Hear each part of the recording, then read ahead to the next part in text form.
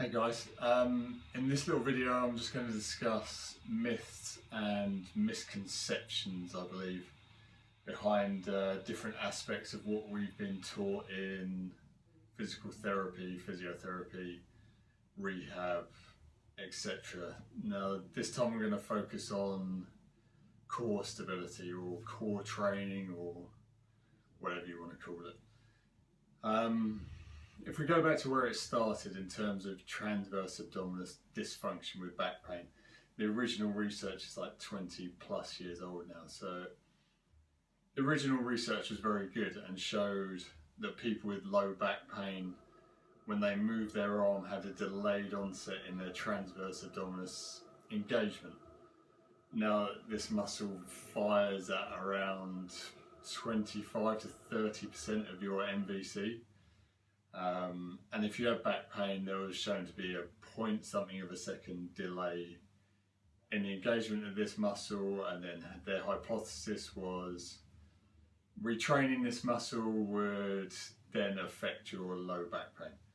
And from there we've had a whole growth over the last 20 years of kinetic control or slings off this system or bracing or whatever it is. And how that fixes low back pain. It doesn't fix low back pain. The injury rates or the back pain rates are exactly the same as they were, so we still don't really understand.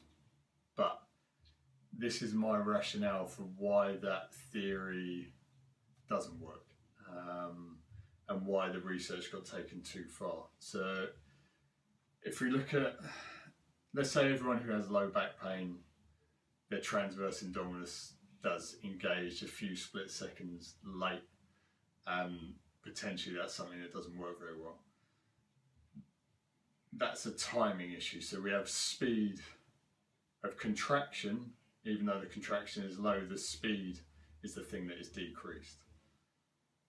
So then how does working a muscle isometrically or with other movements increase the speed? When we're talking about fractions of a second, none of us are good enough to think about it and get it to work that split second quicker. So that would be my my initial problem with the rehab based around that research is, why does training something isometrically or concentrically or eccentrically, if we can just isolate that muscle, which I don't think we can, or I don't think we want to, why does that change timing? Because all we've done there is work on muscle actions, we haven't worked on speed of action.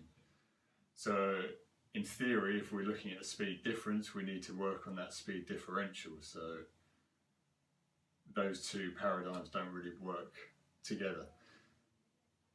Again, a lot of it, the research focused on arm movement, but it's leg movement, it's any movement, and it's basically, when something hurts, it doesn't work as effectively. Once you get rid of the pain, things generally tend to work on their own. Now, there is some research to say that the transverse abdominis or muscle looks, I think moth-eaten is one of the terms they use on the research, if someone has had low back pain for a long time, which is probably the same with most of their muscles. There aren't many people who've had low back pain for a long time that are in really good condition. There aren't many that are really flexible, really strong, if they've had back pain for a long time. So it's not surprising that a muscle showed up as being moth-eaten or deteriorated. But if you show the other muscles, I expect they're going to show the same thing. You're not going to see someone who's fit, strong, healthy, that's had back pain for 30 years. I'm sure there are some, but the vast majority are not going to be that way. Also, the theory of isolating a muscle, it doesn't really make sense in how we move, our daily activities, how we're built.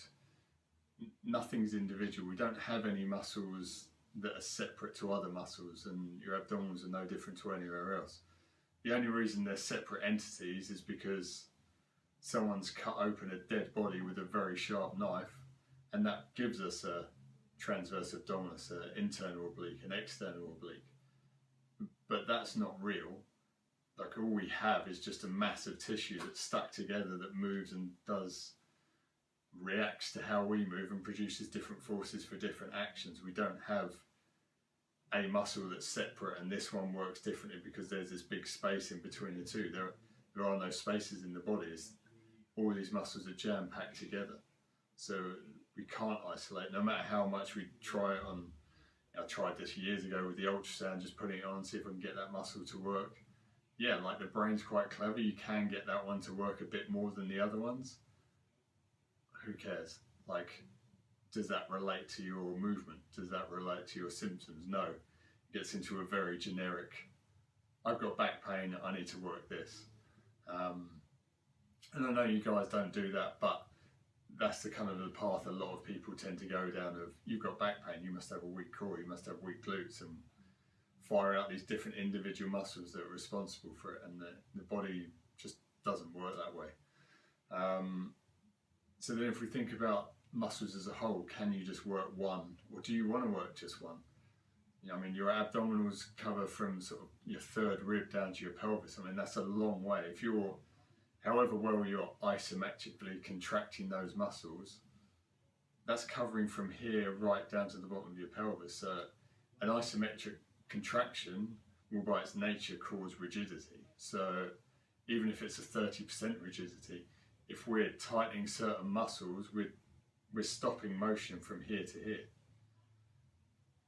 Some people, maybe you want to stop motion. I'd argue generally you probably don't. There might be some people that move excessively in one area, and that may relate to their pain, but figure out why they're moving excessively at that area and try and change it would be my hypothesis, rather than, oh, that area is moving too much, try and clamp it down.